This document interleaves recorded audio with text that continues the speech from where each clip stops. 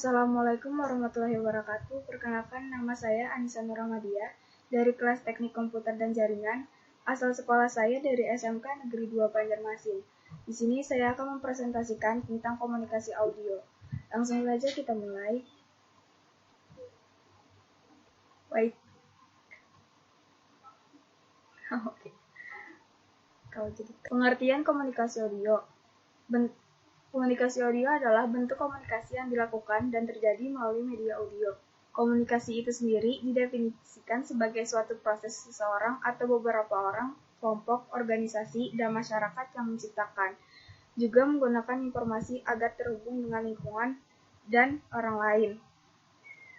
Sedangkan media audio itu sendiri adalah media untuk menyampaikan pesan yang akan disampaikan dalam bentuk lambang-lambang auditif, baik verbal atau ke dalam kata atau bahasa lisan, maupun non-verbal.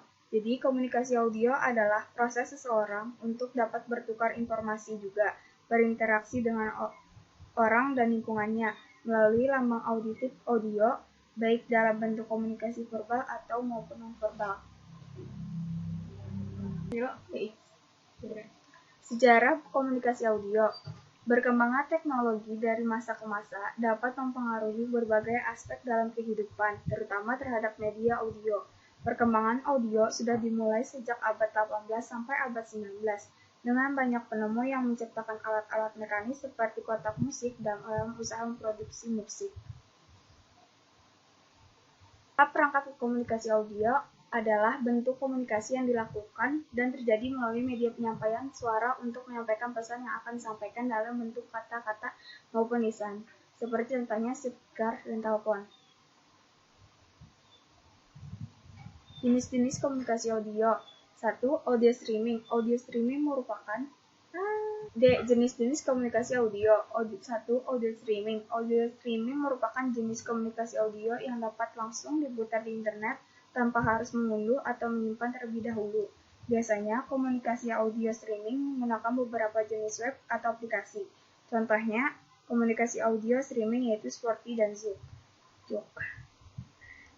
Audiovisual. Audiovisual merupakan jenis komunikasi audio yang menggunakan hardware output berupa sound system dengan dilengkapi penampilan gambar.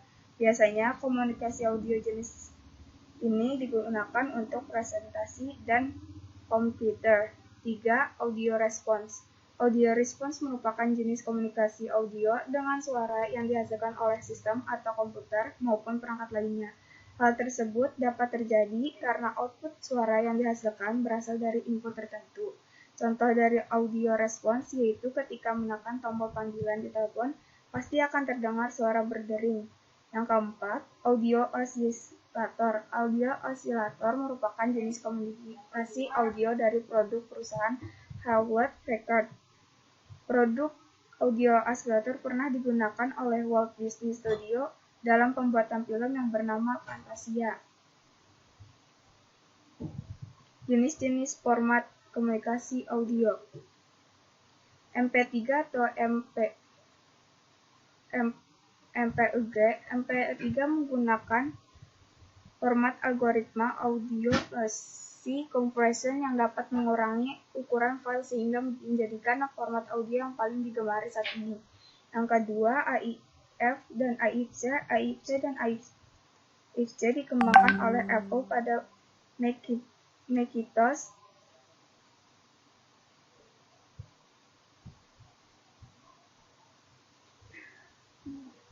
Dalam AIF dan AIFC, format file yang digunakan tidak dapat dikompres. Yang ketiga adalah OGG dan OGG Vorbis. OGG dikembangkan oleh Keyboard Foundation. OGG merupakan format dari komunikasi audio gratis yang dirancang untuk streaming dan penyimpanan yang sangat efisien, sedangkan OGG Vorbis merupakan konteks audio gratis. Yang keempat ada WAV. WAV dikembangkan oleh Microsoft dan IBM. WAV merupakan format terutama dari komunikasi audio yang digunakan untuk menyimpan data audio pada sistem operasi Windows dan menggunakan metode yang sama dengan AIF untuk menyimpan data.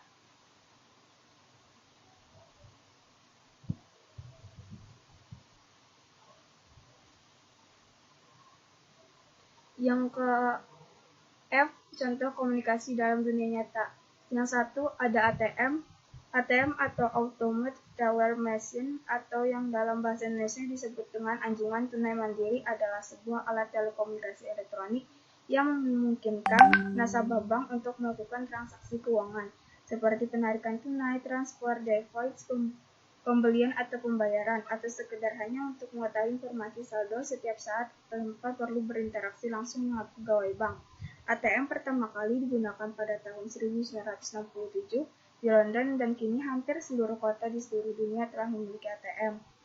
Yang kedua adalah telepon genggam atau handphone. Handphone atau telepon genggam adalah alat komunikasi nirkabel yang memungkinkan penggunanya membuat panggilan telepon atau penerima panggilan telepon dan mengirim atau menerima pesan teks. Sebagai media komunikasi modern, telepon genggam atau handphone juga memiliki beberapa fitur lain, seperti peramban web, aplikasi permainan, kamera, pemutar video, Bluetooth, dan sistem navigasi.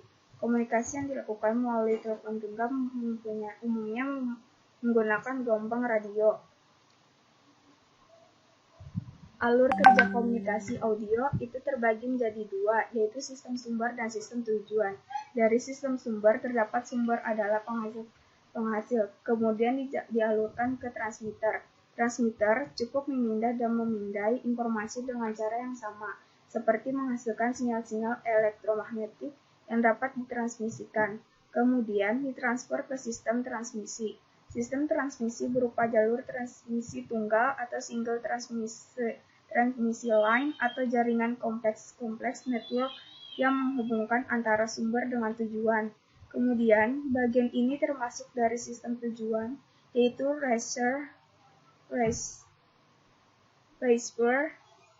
receiver menerima sinyal dari sistem transmisi dan menggabungkan ke dalam bentuk tertentu yang dapat ditangkap oleh tujuan. Nah, tujuan sendiri menangkap data yang dihasilkan oleh receiver. Nah, begitulah gambaran alur kerja komunikasi audio dari input output.